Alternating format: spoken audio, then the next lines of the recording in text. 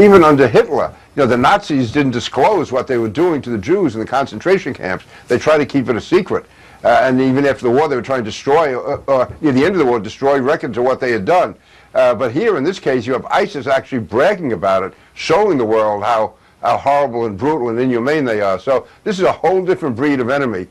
Congressman Peter King on CNN talking about the atrocities committed by ISIS. As we are back on America's Forum on a very busy Tuesday, we can report to you that ISIS strikes again, this time kidnapping at least 70 Christians in Syria.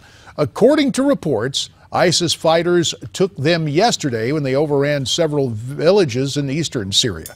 This abduction follows the recent beheading of 21 Egyptian Coptic Christians in Libya. It is not clear what ISIS plans to do with this latest group of hostages, but if past records are any indication, it is not good. Joining us for more on this story with what's going on in the Middle East, Dr. Robert Rabil, Mideast expert and a professor at Florida Atlantic University, and of course my old colleague, former Congressman Pete Hoekstra from Newsmax, Washington, will get in on the conversation as well. So, Robert, this latest kidnapping. Yes, Congressman.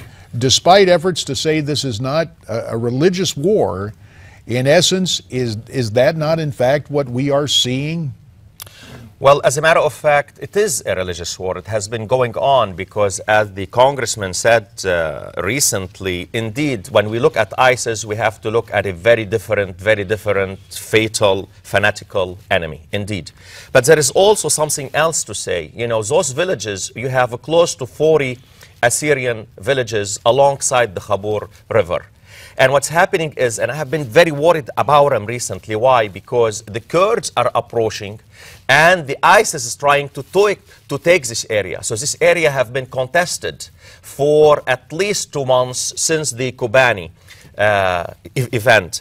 Now what happened is terrible, is extremely terrible. And I hope that you will have certain negotiation. Why I mention that? Because under certain circumstances, ISIS did indeed negotiate for the release of some Christian or some Hezbollah fighters in return, of course, for those that they hold ISIS fighters. Now, as you mentioned, indeed, it's troubling, it's concerning, and I am worried what to think.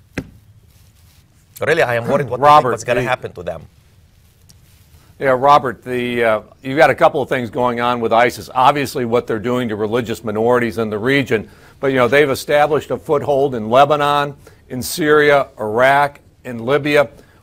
Based on your experience and perspective, where should we be taking a look at where ISIS may move next? Well, now they are going to go and really attack many Assyrian villages. Next, and I spoke about it on this show, Jordan has been somehow secure. Israel border on the Golan Heights has been secure. The area now I worry most about is Lebanon. Why? Because they have certain supporter there on the border with Syria, on the border with Al-Qalamun area. And I know that you have thousands now. They are mobilizing between Al-Nusra Front and ISIS.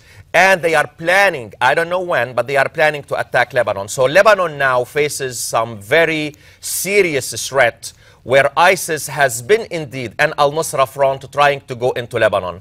And indeed, if they go there, it's going to be disastrous for Lebanon. And let me mention this, Congressman, and thank you for bringing that point. Recently, U.S. Army, the United States government, sent certain weapons to Lebanon, and I'm hoping that the army of Lebanon will withstand the attacks and the constant attacks on the border areas of Lebanon. Well, Robert, you put forth a very somber picture in terms of what can happen, but I want to return to something you said just a minute ago because I think it merits further explanation. Yes. You were offering an opinion. I want to make sure I understand this. You were offering an opinion that with ISIS, in some cases, there can be negotiation. Could you elaborate a bit more on that? All right.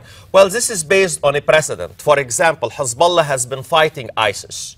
Hezbollah was able to negotiate with ISIS to release one main Hezbollah fighter in return for certain ISIS fighter captured by Hezbollah. I know now you have also, again, certain negotiation between the Lebanese government and ISIS. Why? Because ISIS and al-Nusra Front, they hold 25 Lebanese soldiers. That doesn't mean that ISIS didn't kill certain soldiers. No, they killed. But under certain circumstances, I said, they are ready to exchange and of course, in return for their own people. But also, let me add, I am extremely troubled about their future. And I cannot kid myself, Congressman, and Congressman also, he's right. You know, we cannot kid ourselves. They are going after Christian, they are going after minorities, they are expanding their power, and this is their orientation. It's right there, embedded in their logic, in their ideology, and in their plans. Whether in the Levant or whether in North Africa. What's been the scale of the attacks on the Christians and the other religious minorities? How many people has ISIS actually killed?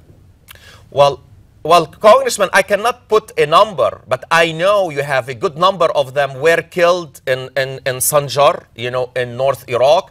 I know that they went into certain Assyrian towns in Iraq and they killed some.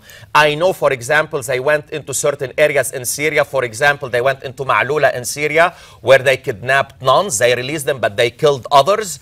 So I cannot put a number, but I know they went there and they killed and they turned some into concubines, and they did some very terrible things. And there is another thing also I would like to point out. Mainly when they went into Iraq, into the Christian areas, and many Christian areas, and many Christian, they escaped, they put the letter Nun. Nun stand as Nasara or as a Christian on their doors. So here now, what do you have? You have persecution on all levels against the minorities, and especially now against the Christians.